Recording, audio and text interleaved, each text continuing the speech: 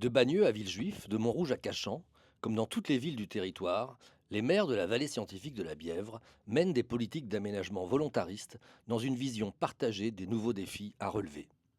Tous saluent le rôle de la conférence des projets de la VSB, structure de coopération souple qui leur permet d'échanger et de coordonner leur action.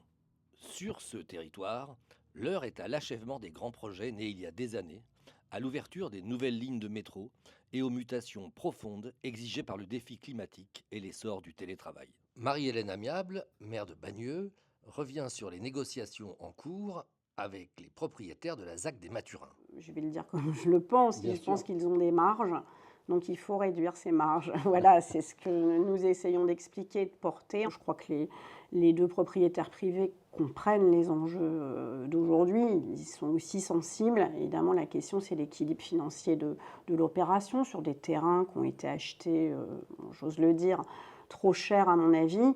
Et donc aujourd'hui, il y a une équation qui est un peu plus compliquée. Je pense qu'au bout d'un moment, il y a aussi besoin de légiférer. Il faudra inventer un système où, en tous les cas, sur les questions du prix du foncier, on est capable d'un peu plus réguler les choses.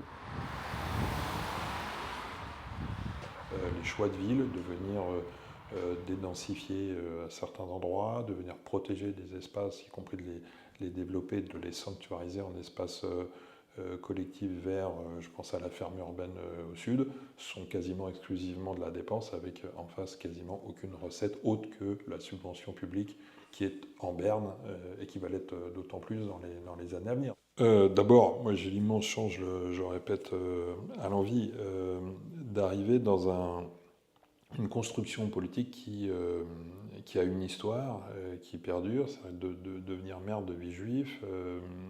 La question est moins de savoir comment je prends mon baluchon pour aller voir mes petits voisins pour parler santé, que de m'inscrire dans un héritage qui est déjà présent autour de la vallée scientifique de la Bièvre, qui lie des maires, des entreprises, des chercheurs, des professeurs, des urbanistes, des universitaires.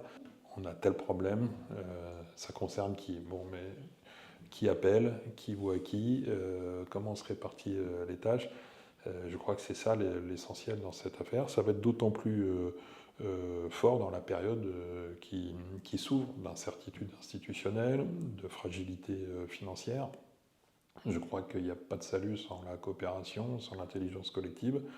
Je le pensais avant, je le pense encore plus maintenant.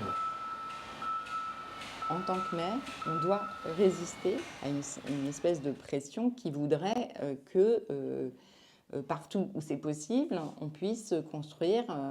Voilà. Il y a une spéculation sur le foncier qui est extrêmement importante et que si les communes veulent intervenir, il faut avoir les moyens de le faire. Et c'est quand même pas si simple aujourd'hui. Donc à Cachan, on a toujours eu une politique foncière très dynamique et très ambitieuse de dire on a des périmètres d'études, là où c'est stratégique, c'est la ville qui achète. Et en même temps, on comprend et on sait, et je pense que tous les maires, on est dans la même situation, le besoin énorme en logement qu'il y a. Moi, il n'y a pas un jour où je ne rencontre pas un habitant qui me dit j'ai besoin de me loger, j'ai déposé un dossier de logement, j'ai pas de logement, voilà. Donc le besoin énorme de logement qu'il y a et de logement à prix maîtrisé. Donc c'est un petit combat, c'est vrai.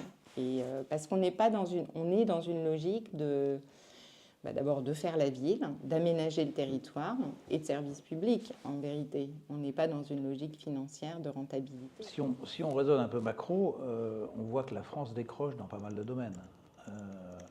On est en retard, même sur tout ce qui est recherche en matière de médecine, etc. Les labos qui sont bons, etc. Bon.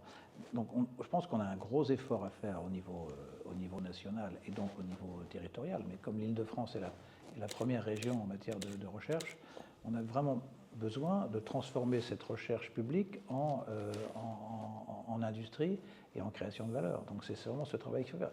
Pour moi, c'est l'intérêt de la VSB, c'est qu'il y a une forte recherche publique ici dans le sud de l'Île-de-France jusqu'au plateau de Saclay. Donc on est un peu le réacteur de la recherche publique. Et faire en sorte que toute cette recherche-là rencontre l'initiative privée pour créer des entreprises, de l'innovation et ensuite générer des emplois et de la croissance. C'est ça qu'il faut faire.